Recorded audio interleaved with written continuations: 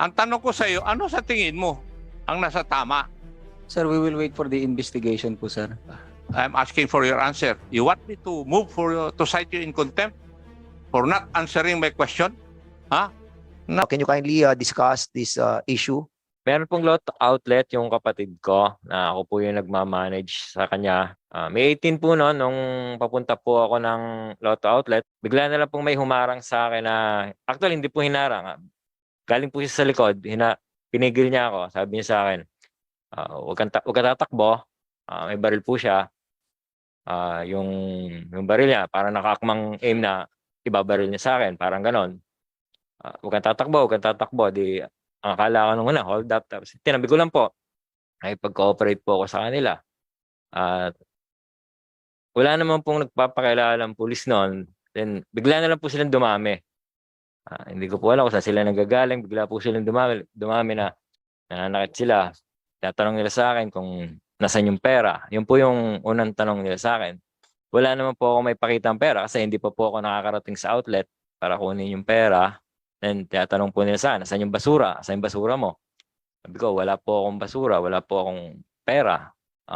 Nananakit po sila hanggang doon po sa may 7-Eleven. Every time na magtatanong po ako sa kanila, ano pong kasalanan ko or anong sagot nila sa akin batok.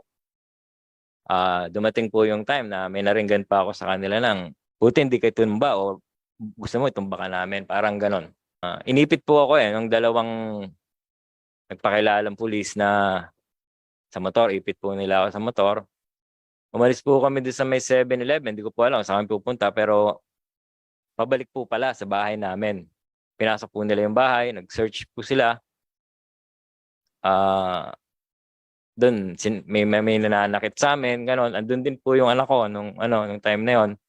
Sabi ko lang doon sa anak ko, pasok sa loob, huwag ka na lang makikialam, parang gano'n. Tapos, ayun, sinearch po nila yung bahay, wala naman po sila nakuha. May naringgan po kaming boses na sinasabi lang po nila, pull out pasita, wala, hindi yata yan, parang ganon. Ayun po, dinala na po nila ako sa Pasita, tapos doon na po ako nagstay. Doon po pumasok yung pananakit nila. Nananakit po sila kahit nakaposas ako. Nung time na yun, wala po akong, parang pakiramdam ko, wala akong rights para tumingin sa mukha nila. May I ask the regional director? You have seen the video presentation, right? And you have listened to the testimonies of the persons who are supposedly, allegedly victims of wrongdoings of your police force, right? Ganon din po siguro yung provincial director. Nakita mo rin yung ebidensya, narinig mo rin yung side ng mga resource persons natin na naging biktima ng mga allegedly by your policemen. Ganon din yung hepe at saka yung intelligence officer. Di po ba? Matanong ko nga kayo, Regional Director, sino kaya ang nagsasabi ng totoo? Tinatanong ko po kayo, Hardy. After seeing all the pieces of evidence and listening to the testimonies of your people and of the alleged victims of your people, sino po kaya nagsasabi ng totoo? Will you please answer? Yes, sir. Ano ang yes, sir? The court will decide who is telling the truth. Anong korte ang nagsasabi? Anong korte ang sinasabi mo? Wala naman sinasabi rito korte. Being the regional director of Tinatanong kita sa ang iyong personal opinion after listening to the testimonies and looking at the video which will apply, ano sa tingin mo? Akala mo kasi titigil doon yung pagtatanong ko eh. Alin ang mas magandang puntos? Personally, sir, parehas pa rin sila. Parehas. How about the provincial director of Laguna? What is your personal opinion? Sir, based on the records provided by the San Pedro City, sir. Hindi ko po sinasabi.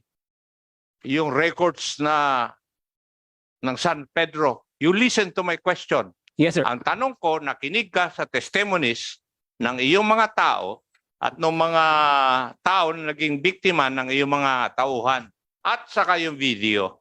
Ano ang personal opinion mo? Sino ang mas may magandang punto? At mapapatunayan po yan na sila po ang nandyan. Then we will conduct a thorough investigation, sir. Hindi ko naman tinatanong kung ano yung gagawin mo eh. Ang tinatanong ko sa iyo, anong nasa isip mo ngayon? Di We ba? will provide, sir, yung necessary I am steps, sir. not asking what you will provide. I am asking, ano sa tingin mo ang nasa tama? Sir, Yung iyong mga tauhan o yung mga kwan? based sa record, sir, I will stand with the report, sir, ng ating PNP, sir, San Pedro po, sir. Yung chief of police? May I ask? Sir, we will wait for the, ano, sir, for the, Hindi ko po tinatanong yun.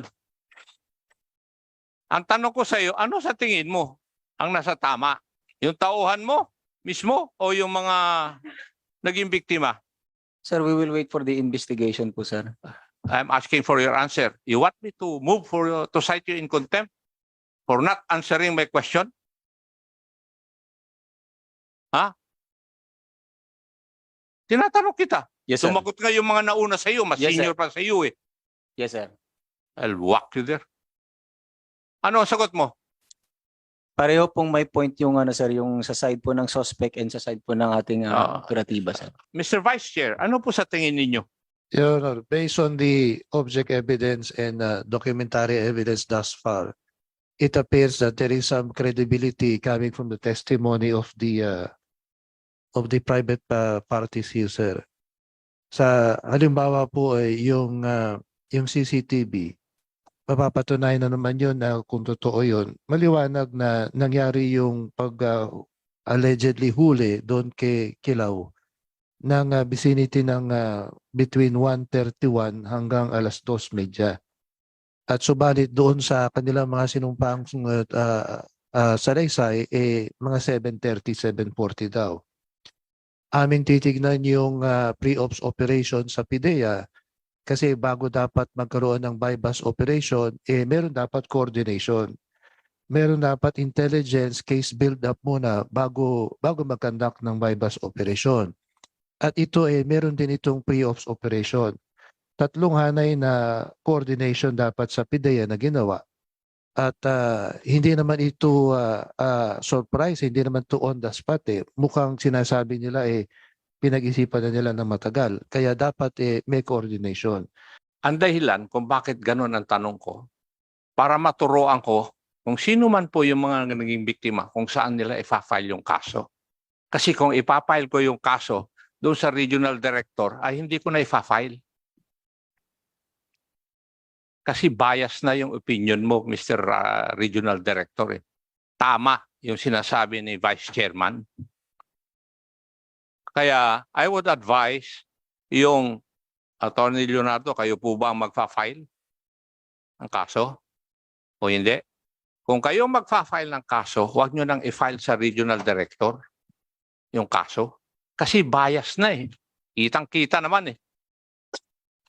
Any person in his right mind after seeing this, knowing that the CCTV will not lie, papaboran ko yung mga nagrereklamo. And in the spirit of transparency, yung unang kaso kung bakit nasusundan ito ay dahil doon sa kaso na nangyari sa Antipolo at na-dismiss yung mga involved doon. So in the spirit of transparency, I will see to it na yung mga taong yan ay madidismiss at mapapailan ng criminal case as I did doon sa mga pulis na nag-operate doon sa syudad ng Antipolo. I am amazed, Gerald Gases, na gano'n ang pag-iisip mo, being the RT. There's a limit to protecting your men and upholding their moral and welfare. Alam niyo po ba yung rules dito sa participation ng mga abogado? Yes, Your Honor. Yes, thank you. I'm just reminding of you of the rules. Ano po? Now, PIDEA, meron po kayong sistema na pinagsasubmit ninyo yung mga barangay officials ng listahan ng mga drug dependents at drug users and drug pushers sa kanilang barangays. Di po ba? Yes, sir. Yes. And this is done with the municipal or city government. Tama rin po. Yes, sir. Through CADAC or MADAC. Yes, together with the Dangerous Drugs Board and your office. Tama? Yes, sir. Yes. And therefore, nandun yung mga listahan as recommended by the barangay officials. Yes, sir. And then, binabalik ninyo pag-validate nyo na totoo. Yes, sir. With the PNP, sir. Yes. Now, may I ask the station commander or the chief of police, kasama ba siya sa listahan? Yung naging biktima? Is his name in the list of drug pushers, drug users, or drug dependents insofar as the list of the barangay officials or the concerned barangay officials are concerned? Yes, sir. Is newly identified listed, sir. God sake. Newly? Ang tinatanong ko sa iyo, narinig mo ba yung pagtatanong ko doon sa PDEA? Merong nire-require sila na mag-submit yung mga barangay officials na listahan sa kanilang barangay yung mga drug users, drug pushers, at saka drug dependents. Now, ikaw, Hepe, alam mo dapat yun eh. You're just telling me your ignorance of the law. Kung hindi mo alam yun. Kung ako, congressman na, matagal na ako nag-retire, alam ko. Do you know na meron ganon? Yes, sir. Yes. Ngayon, nasaan yung listahan na yun? Anong listahan na pinagbasihan mo na nandun yung pangalan ng tao? Sir, may category po tayo, sir. Meron kasi na under po Listahan mo, listahan ng barangay officials. sa barangay po nag-start yan, sir. Yung newly Yes. listed po, sir. Chief of Police ng San Pedro ay sinabi niya na nasa listahan. Is that Newly listed po, sir. newly listed? After the fact. Kahit na newly listed, pag wala doon, I will charge you for perjury. And I'm not joking. Kasi ayaw ko yung nagsisinungaling dito eh. Sa committee namin. And if what you are answering is not true, I will, kasi inulit ko na sa iyo eh. I'm making it of record na ang sagot mo ay nasa listahan. At saka, dinagdag mo, newly listed. It is of record. Okay? So, inutusan mo sila talaga. Copy po, sir. Yes, sir. And therefore, you are responsible kung ano man mali o tama na kanilang ginawa. Yes, sir. I'm laying the predicate para habulin kita sa command responsibility. Yes, sir. Oh, so, aminado ka na iniutos mo. And therefore, as their chief of police, you are responsible whatever wrong they would have committed. Yes, sir. In your statement a while ago, you stated na meron pang CCTV doon sa 7-Eleven. Yes, Your Honor. And did you ever try o sinubukan niyo po bang kumuha ng kopya nun? Yes, Your Honor. Kasi pag meron pang pangalawang CCTV at nandun din yung mga oras at yung mga nangyari doon, sinusuportahan yung una yung CCTV. Now, ano po ang sagot sa inyo ng 7-Eleven?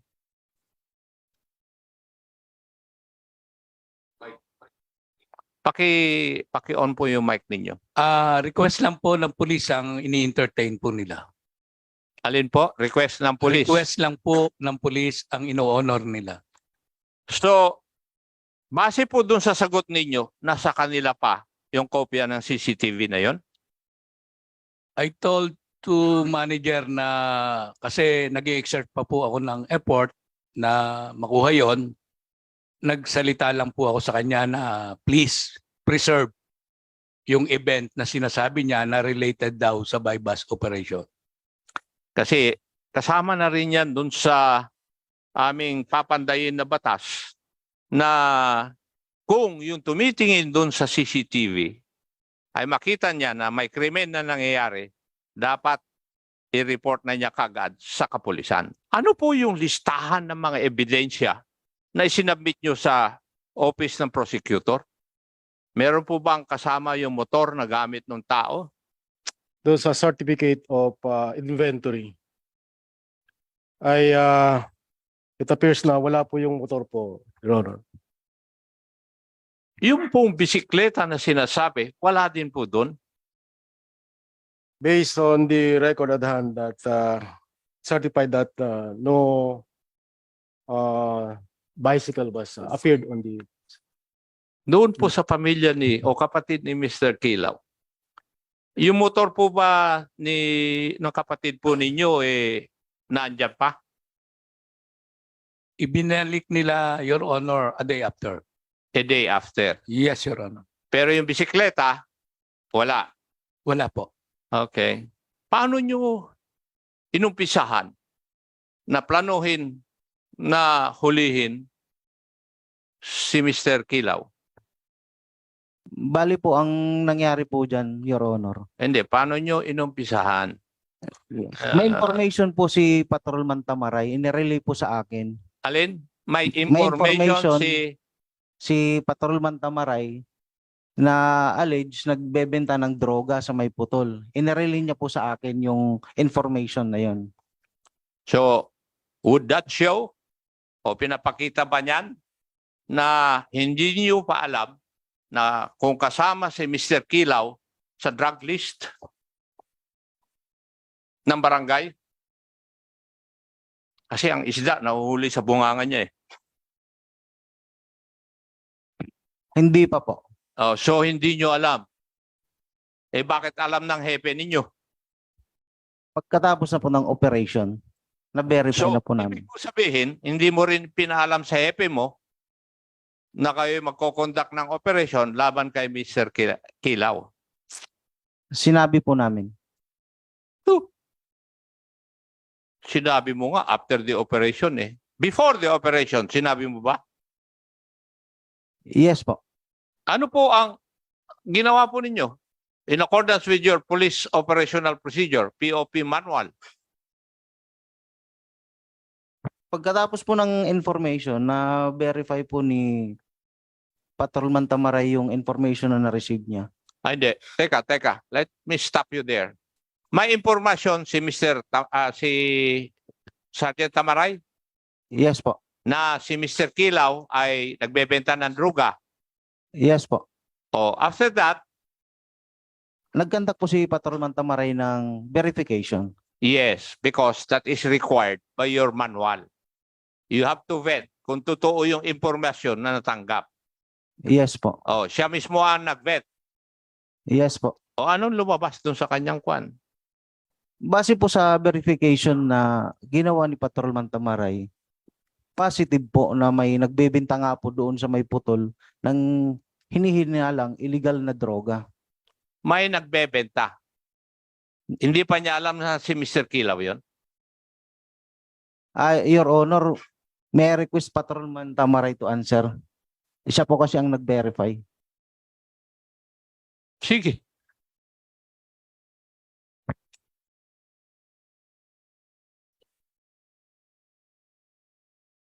Good afternoon, Your Honor.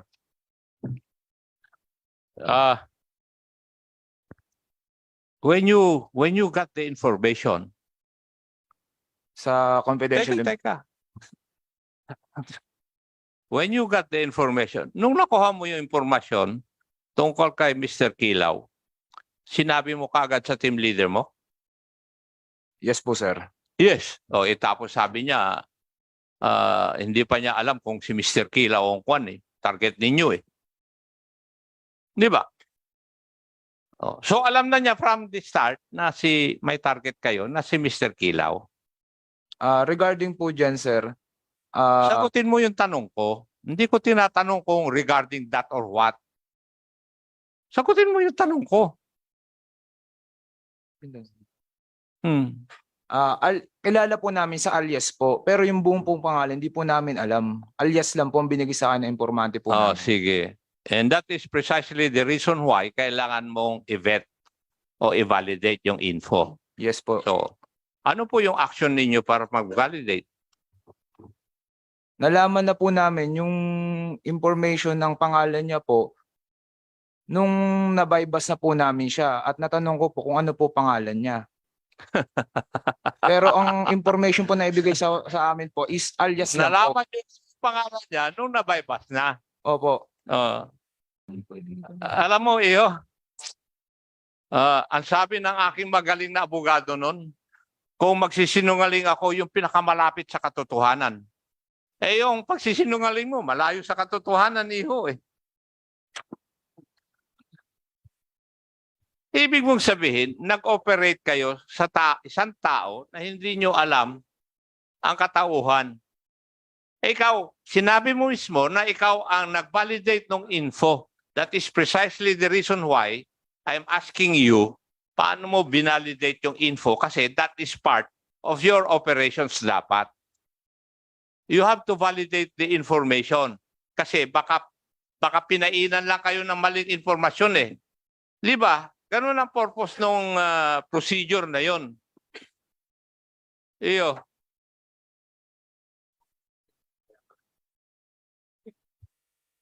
Kaya pala, sabi ni Kong Yamsuan, kaya pala newly listed eh. Kasi nung nahuli ninyo, saka nyo pinalista eh. We would like to remind the reserve speakers to be honest, no? Otherwise, alam niyo wala pa kaming nako-concite in contempt dito, ha. Baka first time to. Kaya be truthful, please. Ulitin ko, sinabi ni Congressman Rehencia, papunta pa lang kayo, pabalik na siya. Ako nakabalik na ako't lahat eh.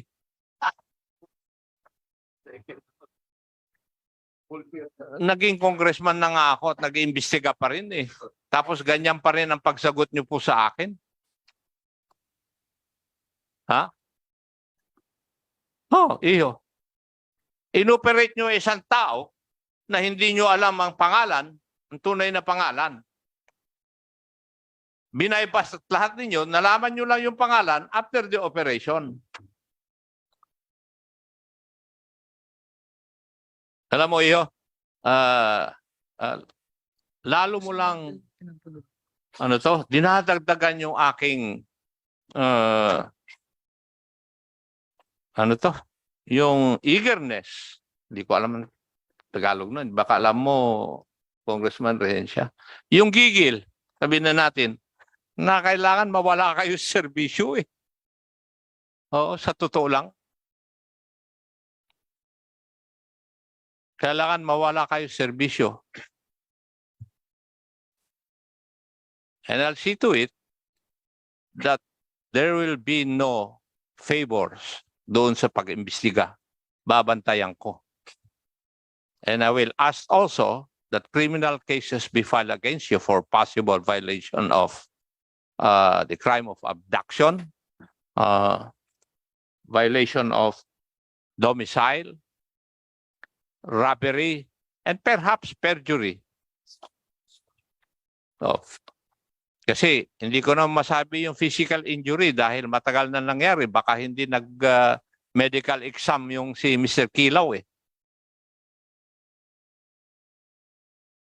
Mr. Chair, I think there's no need for me to proceed questioning kung hindi po ako makakakuha ng tamang o katotohanan sagot mula dun sa ating mga resource persons.